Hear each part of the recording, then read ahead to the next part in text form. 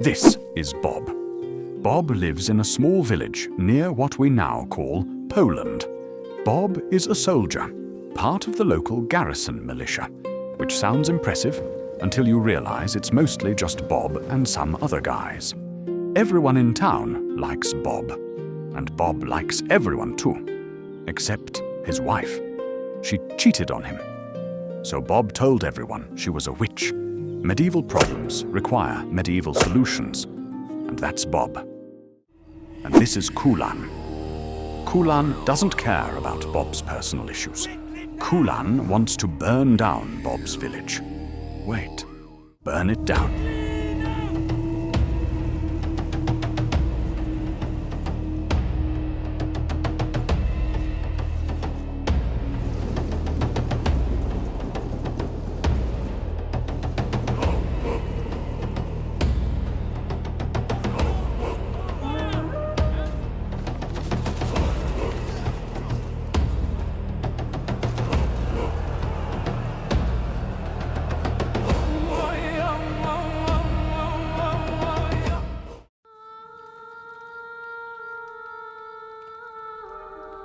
For many European villages near the borders of the Mongol Empire, this wasn't a rare disaster. Villages were raided constantly. Local militias were wiped out. But you clicked on this video to learn how to survive a Mongol invasion. So buckle up, because we're about to see how European kingdoms tried to deal with this. To understand why European rulers started sweating the moment they heard the name Genghis Khan, we need to look at the Mongol army. A Mongol warrior trained from childhood to shoot a bow with terrifying accuracy while riding a horse at full speed. Basically, a medieval cheat code.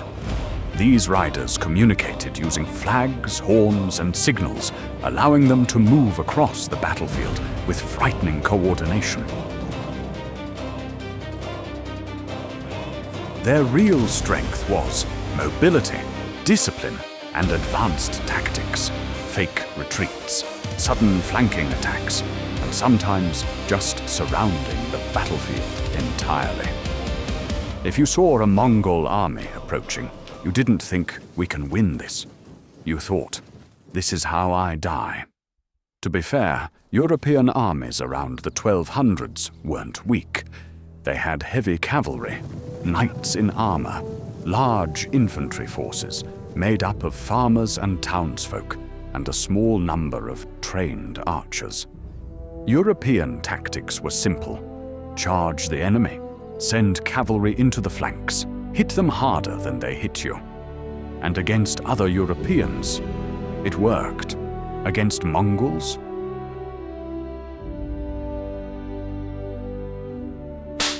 So, how did Europe deal with this? Let's talk about the Battle of Legnica. On April 9th, 1241, in what is now Poland, a European army led by Duke Henry the Pious faced a Mongol force under Baidar and Kadan.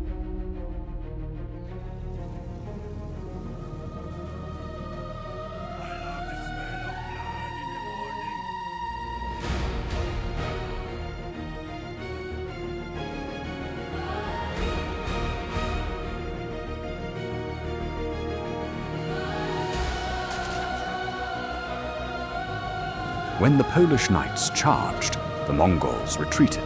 The knights followed, which was exactly what the Mongols wanted.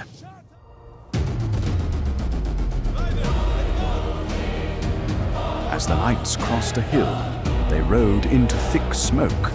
Then arrows, lots of arrows.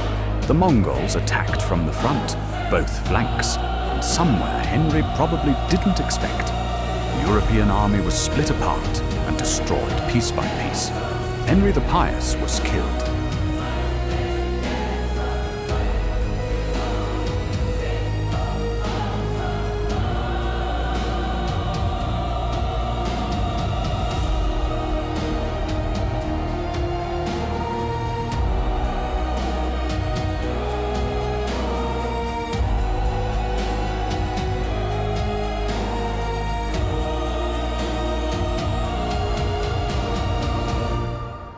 lesson learned. Too late. And this wasn't unique. Meeting Mongols in an open field was usually a very short life choice. So why aren't we speaking Mongolian today? First, the Mongols preferred raiding villages over endlessly besieging massive stone cities.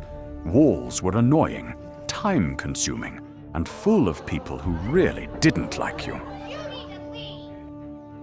Second, Europe got lucky. In 1241, the great Khan Ögedei died, which meant Mongol commanders in Europe had to stop conquering and go home to argue about politics. Classic empire problems. So did Europe defeat the Mongols? Yes and no.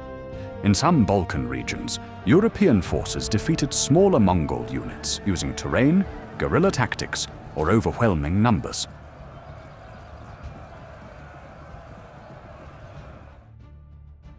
So how did the Mongol Empire fall? After the deaths of strong leaders like Genghis Khan and later Mongol Khan, running the largest empire on earth became complicated.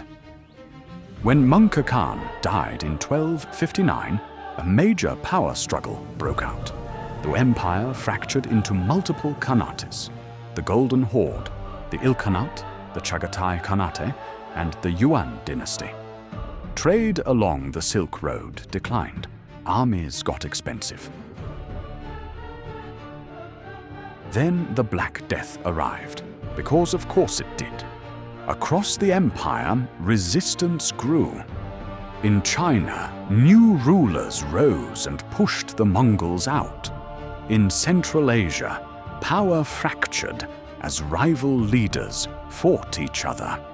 And in the West, emerging states slowly broke Mongol control.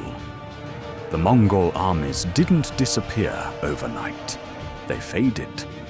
Not because they were weak, but because even the most terrifying empires can't survive internal chaos, bad timing, and history itself.